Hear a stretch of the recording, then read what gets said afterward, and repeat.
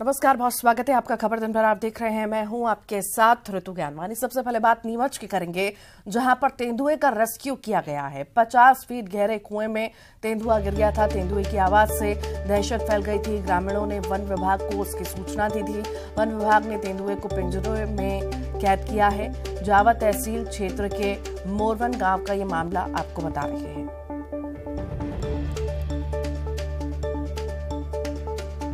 तस्वीर आप देख रहे हैं, 50 फीट गहरे कुएं में तेंदुआ गिरा था। तेंदुए की आवाज से दहशत फैल गई थी और उसके बाद तेंदुए का रेस्क्यू किया गया है और उसे पिंजरे में बंद किया गया है।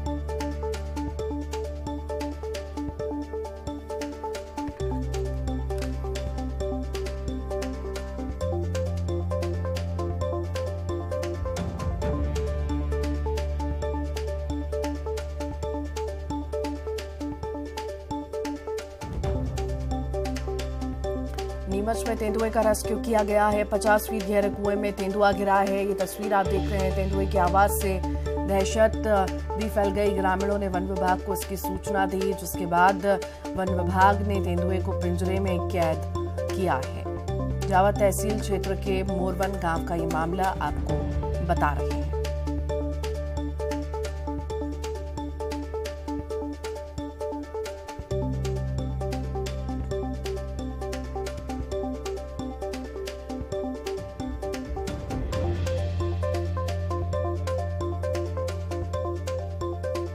ये तस्वीर आप देख रहे हैं, जहां पर कुएं में तेंदुआ गिर गया और उसका रेस्क्यू किया गया। सुरक्षित रेस्क्यू कर लिया गया, जिसके बाद पिंजरे में तेंदुए को कैद किया गया। 50 फीट गहरे कुएं में तेंदुआ गिर गया था। तेंदुए की आवाज फैलने लगी और उससे दहशत फैल गई। ग्रामीणों ने वन विभाग को इसकी सूचना दी, जिसके बाद रेस्क्यू किया गया।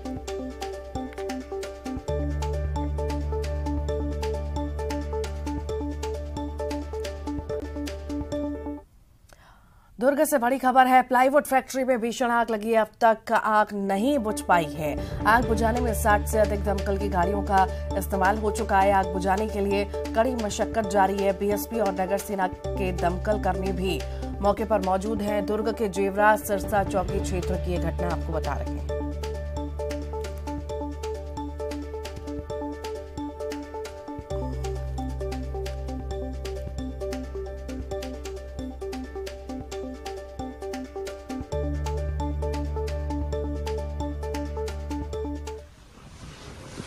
तस्वीरें आप देख रहे हैं इस वक्त,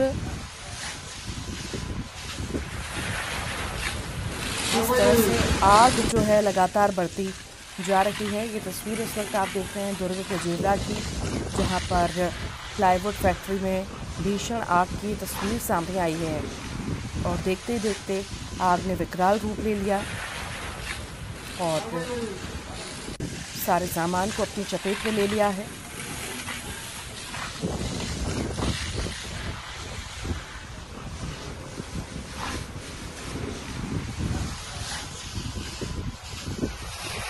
दुर्ग के जेवरा की तस्वीरें इस वक्त आप देख रहे हैं, जहां पर भीषण आग लगी है। प्लाईवुड की फैक्ट्री में भीषण आग की तस्वीर आप देख रहे हैं। देखते देखते आग ने विकराल रूप लिया और बता दें आपको, 60 से अधिक गाड़ियों का इस्तेमाल, फायर ब्रिगेड की गाड़ियों का इस्तेमाल हो चुका है, पर अब तक आग पर काबू नहीं पाया जा सका है। कड़ी मशक्कत लगातार जारी है। तेज हवा चल रही है, जिस वजह से आग भी लगातार फैल रही है। तेज गर्मी है, जिस वजह से आग लगातार फैलती जा रही है। कड़ी मशक्कत टीम द्वारा की जा रही है और ज़्यादा जानकारी के लिए मिथिलेश हमारे साथ जुड़ गए हैं। मिथिलेश, कई घंटे बीत चुके हैं, प्लाईवुड की फैक्ट्री में आग लगी है और बुझाने का प्रयास भी लगातार जारी है। अभी कैसी स्थिति है? देखिए, अभी भी आग पर पूरी तरह से काबू नहीं पाया जा सका है। दमकल के कर्मी मौके पर ही मौजूद हैं, जो आग को बुझाने का प्रयास कर रहे हैं। भीषण गर्मी होने की वजह से दोपहर में जो आग थी, कई गाड़ियों का इस्तेमाल किया गया पानी बुझाने के लिए, लेकिन उसका कोई लाभ नहीं हुआ। कुछ देर तक आग रुके रहती थी, उसके बाद में तेज हवा और गर्मी की वजह से फिर आग पकड़ लेती थी और यही दिन भर आज चला है। करीब 60 गाड़ियों का जो आवागमन हो चुका है, 60 गाड़ियों से अधिक का पानी इस्तेमाल किया जा चुका है आग को बुझाने के लिए, लेकिन अभी भी आग पर पूरी तरह से काबू नहीं पाया जा सका है। आग क्यों लगी है इसका पता तो नहीं चल पाया है। जब आग बुझेगी तब ये कुछ जांच करेंगे तो शायद सामने आ सके, लेकिन इस घटना के बाद में कई लाखों की नुकसान का जरूर आकलन किया जा रहा है। प्लाईवुड की ये फैक्ट्री थी जिसमें लकड़ी का बुरादा और लकड़ी के चीरे रखे हुए थे। यही वजह है कि लकड़ियों में जो आग पकड़ी तो वो काफी गर्मी होने की वजह से सूखी लकड़ी थी, इस वजह से काफी वो फैलने लगी आग और पूरा गोडाउन जो है वो लगभग जल के समाप्त हो चुका है, राख में तब्दील हो चुका है। लेकिन आग जो है आग अभी फिलहाल नहीं बुझी है और उसको बुझाने का प्रयास किया जा रहा है। आग बुझाने का प्रयास किया जा रहा है। मिथिलेश, आप बता रहे हैं इतनी सारी गाड़ियों का इस्तेमाल किया जा चुका है पर अभी तक आग पर काबू नहीं पाया जा सका। वहां पर होंगे एक्सपर्ट्स भी होंगे, क्या कहना है और किसी चीज की जरूरत जो वहां पर नहीं पहुंच पाई हो और इंतजामात या और ज्यादा कर रहे हो जिससे जल्द से जल्द आग पर काबू पाया जा सके? निश्चित रूप से जिस तरह से जब पहले आग लगी थी तो नगर सेना की वाहनों का इस्तेमाल किया जा रहा था, लेकिन अब आग जब ज्यादा लग गई तो उसके बाद में फिर भिलाई इस्पात संयंत्र की अग्निशमन दस्ते को बुलाया गया। दोनों ही मिलकर आग को बुझाने का प्रयास कर रहे हैं। दोनों की गाड़ियां लगी हुई है, लगातार पानी को जो है वो आवाजाही की जा रही है गाड़ियों के माध्यम से। चूंकि वो क्षेत्र औद्योगिक क्षेत्र कहलाता है जहां आसपास पानी नहीं है, इसलिए काफी मशक्कत करना पड़ रहा है गाड़ियों के आवागमन को लेकर। यदि नजदीक कोई तालाब या कोई चीज होता तो शायद जल्दी से जल्दी आग पर काबू पाया जा सकता। दूसरी बात यह है कि जिस तरह से फैक्ट्री में सुरक्षा के इंतजाम होने चाहिए वो सुरक्षा कहीं नजर नहीं आई है। जिस तरह से आग लगने के दौरान में वहाँ पे नियमतः ये कहा जाता है कि वहां पर आपको सेफ्टी के लिए पानी के टैंक मौजूद होने चाहिए, मोटर होना चाहिए, ताकि कोई भी इस तरह की आपातकाल की स्थिति जब निर्मित होती है तो आप पहले उसका इस्तेमाल करें। यदि पहले ही इसको रोक लिया जाता तो शायद ये आग पहले इतनी ना भड़क पाती, लेकिन उनके पास कोई इंतजाम नहीं थे और करीब 1.5 घंटे के बाद में जब आग ज्यादा फैल गई उसके बाद अग्निशमन को सूचित किया गया, गाड़ियां वहां पर पहुंची और फिर आग बुझाने का प्रयास आरंभ किया गया। तो निश्चित रूप से संचालक जो है उसकी बड़ी लापरवाही भी है। यदि उनके पास कोई सिस्टम ऐसे होते तो मिथिलेश लगातार नजर बनाए रखिए, आपसे अपडेट लेते रहेंगे। बहुत बहुत शुक्रिया जानकारी को साझा करने के लिए। आगे बढ़ते हैं और अब बात करते हैं गरियाबंद की। पीडीएस गोदाम में भीषण आग लगी। देवभोग के कोसुम कानी गोदाम में आग लगी। गोदाम में रखा हुआ बारदाना और राशन जल गया। बिजली कड़कने के बाद गोदाम में आग लग गई। नुकसान का अभी अनुमान नहीं जताया जा सका है, तो अनुमान अभी नहीं लगाया गया है नुकसान कितना हुआ है। बता दें आपको, पीडीएस गोदाम में भीषण आग लगी है। देवभोग के कोसुम कानी गोदाम में आग लगी। गोदाम में रखा हुआ था बारदाना और राशन। बिजली कड़कने के बाद गोदाम में अचानक से आग लग गई।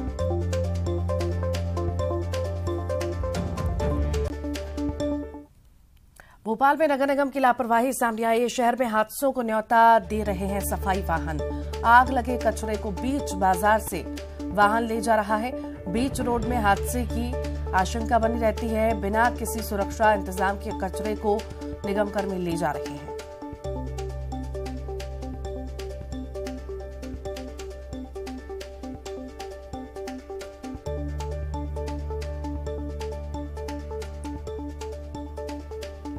तो नगर निगम की बड़ी लापरवाही आई है। बीच रोड में हादसे की आशंका बन रही है। बिना किसी सुरक्षा इंतजाम के कचरे को निगम कर्मी ले जा रहे हैं। शहर में हादसों को न्योता दे रहे हैं सफाई वाहन। बीच रोड में हादसे की आशंका बन रही है। ये तस्वीरें आप भोपाल की देख रहे हैं जहां पर नगर निगम की बड़ी लापरवाही सामने आई। शहर में हादसों को न्योता दिया जा रहा है। आग लगे कचरे को बीच बाजार से ले जाया जा रहा है। बिना किसी सुरक्षा इंतजाम के कचरे को ले जा रहे हैं निगम कर्मी।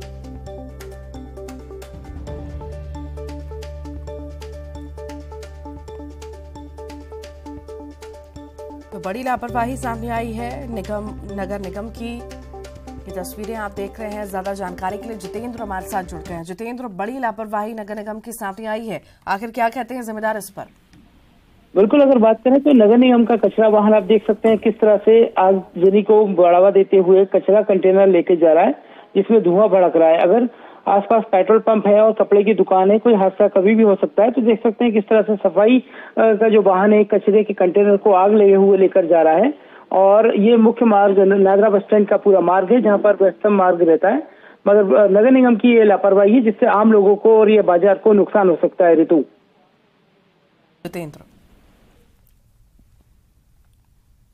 बिलासपुर जिले के रतनपुर में पीड़िता की मां की गिरफ्तारी पर लगातार बवाल बढ़ता जा रहा है और इसके विरोध में आज बिलासपुर में सर्व ब्राह्मण और हिंदू समाज ने रैली निकाली। कलेक्ट्रेट और एसपी ऑफिस का घेराव कर जमकर नारेबाजी की।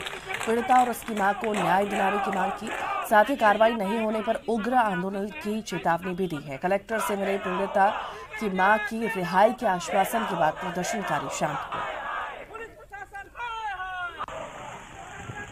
निशर्त रिहाई की मांग करते हैं और उसकी रिहाई के साथ ही उसके सम्मान की हर लड़ाई को समाज लड़ेगा और ब्राह्मण समाज उसके साथ कल भी था, आज भी है और कल भी रहेगा। अभी क्या आश्वासन मिला है? हमको प्रशासन से आश्वासन मिला है कि रिहाई की तैयारी हो रही है और उसके साथ गलत हुआ है, ये बात हम शुरू दिन से कह रहे हैं और आज प्रशासन इस चीज को स्वीकार रहा है कि उसके साथ गलत हुआ है। और अब हमारी आगे की लड़ाई ये होगी कि षड्यंत्र में जो लोग शामिल हैं उनके खिलाफ भी अपराध दर्ज हो। पवित्र समाज की एक हमारी युवती है जिनके खिलाफ बलात्कार का मामला रतनपुर थाने में दर्ज हुआ और उस मामले में समझौते का दबाव बनाता गया पुलिस विभाग। जब देखा कि समझौते की स्थिति नहीं बन रही है तो उनकी शासकीय कार्य में 8 बार अवार्ड विनिंग उनकी माता जी को एक झूठे पास्को के केस में फंसाकर जेल भेजने की व्यवस्था की। ना कोई जांच की व्यवस्था बनाई और हद तो तब हो जाती है कि जिले में बैठे पुलिस अधीक्षक ये कहते हैं कि मैंने संबंधित थानेदार को लाइन अटैच कर दिया। बिलासपुर के रतनपुर में पीड़िता की मां को ही जेल भेजने का मामला तूल पकड़ने लगा तो वहीं आरोपी के पार्षद चाचा पर बीजेपी के पार्षदों की मदद से अपने भतीजे को जमानत दिलवाने की कोशिश का भी मामला सामने आया। आरोपी युवक का चरित्र प्रमाण पत्र बनवाया गया था। बीजेपी पार्षदों ने ही उसका चरित्र प्रमाण पत्र जारी करवाया। अब उन्हीं पार्षदों का कहना है कि पीड़िता और उसकी मां के साथ गलत हुआ और आरोपी बीजेपी पार्षद हाकिम मोहम्मद को निलंबित कर दिया गया। इसके बावजूद बवाल थमने का नाम नहीं ले रहा।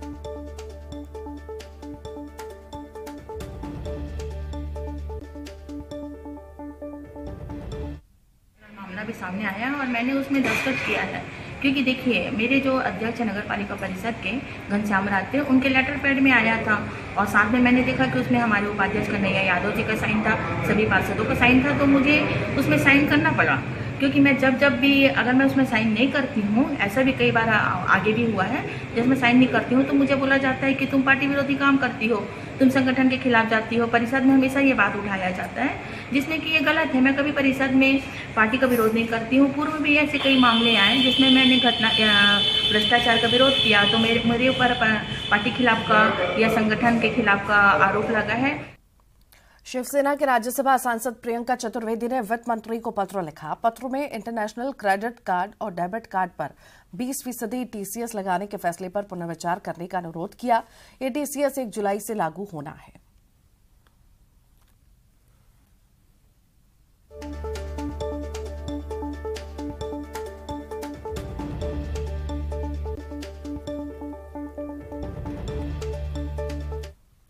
दंतेवाड़ा में एक बार फिर से नक्सलियों के मंसूबों पर पानी फिरा है। सुरक्षा बलों ने नक्सलियों के नापाक इरादों को नाकाम किया। मालेबाही थाना क्षेत्र से सर्चिंग के दौरान जवानों ने आईईडी बरामद किया। जवानों को नुकसान पहुंचाने के लिए माओवादियों ने आईईडी प्लांट किया था। बरामद किए गए आईईडी को जवानों ने डिफ्यूज किया।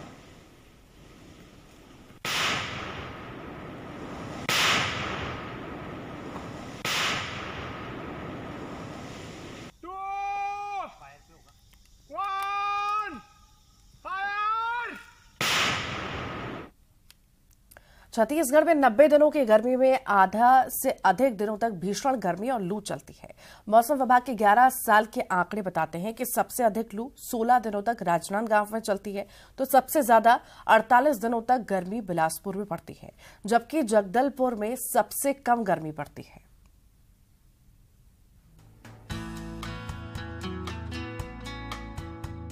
छत्तीसगढ़ में गर्मी का प्रकोप जारी है। इस दौरान प्रदेश में गर्मी के कई नए रिकॉर्ड बन रहे हैं तो कई पुराने टूट रहे हैं।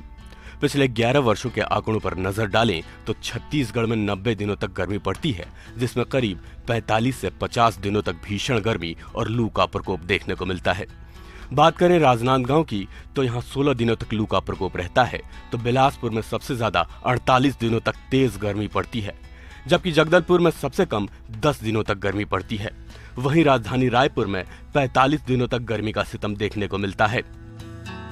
में जगदलपुर में सबसे कम गर्मी पड़ने के दो कारण हैं। एक तो दक्षिण में होने के कारण से, साथ ही वो फॉरेस्ट एरिया है तो यहाँ पर मानसून भी जल्दी आ जाता है। दूसरी चीज़ है ऊंचाई पर होने के कारण से वहाँ पर गर्मी है थोड़ी। इस वक्त छत्तीसगढ़ में गर्मी अपने पुराने रिकॉर्ड को झुठला रही है। प्रदेश में सबसे ज्यादा तापमान धमतरी में दर्ज किया जा रहा है। यहाँ का तापमान 47 डिग्री सेल्सियस के करीब पहुंच गया है। उसके बाद रायगढ़ का नंबर आता है। यहाँ तापमान 44 डिग्री सेल्सियस के पार पहुंच गया है। जांजगीर चांपा, महासमुंद और बलौदाबाजार का भी कुछ ऐसा ही हाल है। राजधानी रायपुर में दिन का तापमान 41 डिग्री के पार पहुंच रहा है। सबसे अधिक हीट वेव बिलासपुर में पड़ता है। इसमें राजनांदगांव जिला है, इसमें सबसे ज़्यादा 16 दिन का रहता है। उसके अंदर बिलासपुर में है 8 दिन है, रायपुर में है 7 दिन है, अंबिकापुर में है 3 दिन है और इसी तरह से जगदलपुर में 3 दिन है। कुल मिलाकर छत्तीसगढ़ में इस वक्त हर जिले में तापमान 40 डिग्री सेल्सियस के पार देखने को मिल रहा है। मौसम विभाग की माने तो इसके अभी और कुछ दिन जारी रहने के अनुमान है। युगल तिवारी, न्यूज़ 18 रायपुर। और इसी के साथ ही खबर दिन भर के बुलेटिन में इतना ही।